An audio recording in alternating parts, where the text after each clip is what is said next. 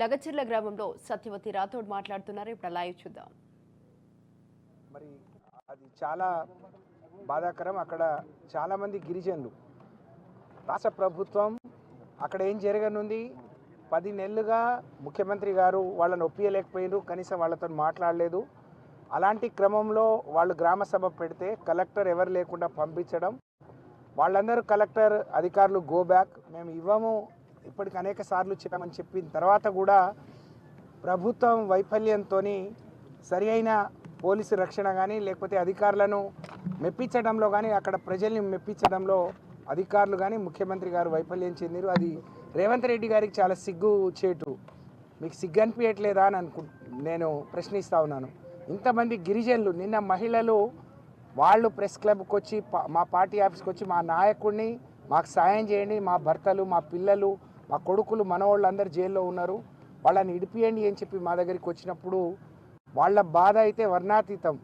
మహిళలను చూడకుండా అర్ధరాత్రి అపరాత్రి పోలీసులు, కొంతమంది ప్రైవేట్ వ్యక్తులు కూడా కొంతమంది తాగి వచ్చి మమ్మల్ని నానా బూతులు తిట్టారు, నానా చిత్రహింసలు పెట్టారు. మా కళ్ళ ముందే మా పిల్లల్ని కొట్టుకుంటా తీసుకుపోయిండు అని అంటే నిజంగా వాళ్ళు బాధలో ఉన్నారు కాబట్టి ఆ విధంగా చెప్పిందని అనుకున్నాం. కానీ ఈరోజు జైల్లో వచ్చి అందరినీ చూసిన తర్వాత చాలా బాధ అనిపించింది, చాలా దుఃఖం అనిపించింది. వాళ్ళ చేతులు కాళ్ళని కూడా కమిలిపోయి ఉన్నాయి, దెబ్బలు తిని నడవలేని పరిస్థితిలో ఉన్నారు. ఇది చాలా దారుణం. రేవంత్ రెడ్డి గారు అధికారంలోకి రావడానికి రాష్ట్రంలో ఉండే పేదలను, గిరిజనులను పావులుగా వాడుకొని కేసీఆర్ గారు వచ్చిన తర్వాత చేసే సంక్షేమంతో పాటు అదనంగా అన్నీ ఇస్తామని, అందులో అసైన్డ్ భూములు పట్టాలు ఇస్తే అమ్ముకోవడానికి కూడా ఛాన్స్ ఇస్తామన్నారు.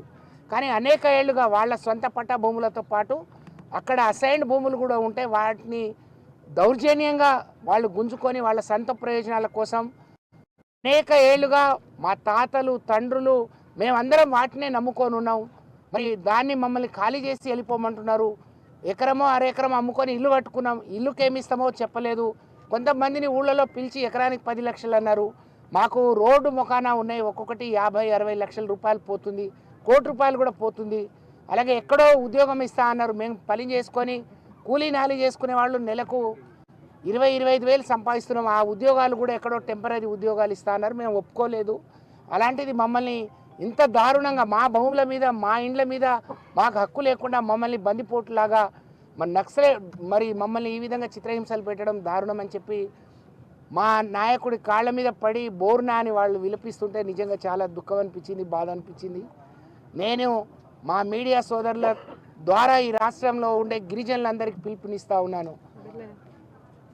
ఏ ग्वार भाइयों ने सेने राम राम मत मैंने सेने विज्ञप्ति करी तुम्हारे बेटी नहीं बहने नहीं उन्हाड़े रेवंत रेड्डी मुख्यमंत्री व्यवासु काई बातें की आज काई कर रो छे ग्वारे टाणुआ जमींदारी कजे पाप में उंदर बाप दादा कमाए जको उंदर याड़ी कमाए जको वोने नमन वोतीज बुकेड खारे जे जमीन खाली करोगे तो किदे कोनी गेन आज रात आन मार ताणून बायुन सदा न देख जो उंदने कति कति को हाथ गालन धकले पीमेले असल पोलिस आदे लारे दूसरा आदे कोई लेडीज आई कोनी आई जो से बाहर हुई कैन वो काल रोरी तो हमें रास बाधा लागो आज उंदर घरे वाले उन्हें उंदर बेटी बेटा ने पोते उन देख तो अवड़ा छुचा पर दी विनोद के अवड़ा छुचार से हम ना बड़ी सीख रहे गए एक छोरा कति को सीख रो నేను తప్పు చేయలేదు బయటికి పోయి వచ్చాను నేను ఐటీఐ చేస్తున్నాను మరి నన్ను దౌర్జన్యంగా పట్టుకొని మా భూములు కూడా ఉన్నాయని నిజంగా భూములు ఉండి వేరే పార్టీలో ఉంటే వాళ్ళని ముట్టుకోలేదు వాళ్ళని ఏమనలేదు